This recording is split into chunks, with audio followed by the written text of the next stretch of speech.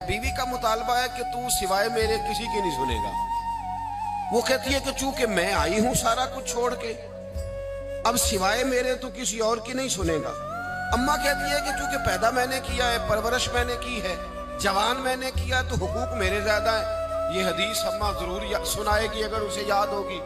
अब उसका नुकसान ये होता है, अगर किसी औरत से ये पूछा जाए कि तू बतला कि बगैर माँ के कोई बच्चा बड़ा हो सकता था, तो उसने पाल पोस के तुझे दिया है, तो तुझे कैसे कह सकती है कि तू किसी और की ना सुन। और अगर अम्मा से बंदा कहे कि तू खुद ही गई थी इसको देखने, तू ही इसको लाई है, अब किस तरह करके ये मुमकिन हो सकता है कि खातून खाना जो निकाह करके आई है, जिसके हुकूक का तयन खुद नबी पाक सल्लल्लाहु अलैहि वसल्लम ने फरमाया, उसको हक ना दिया जाए। हमारे यहाँ नुकसान ये होता है, एक आदमी कहता है कि वह मेरी सुनी जाए और मेरे अलावा किसी दूसरे की न सुनी जाए, बिल्कुल मेरी हद तक मामला रहे, आगे ना बढ़े।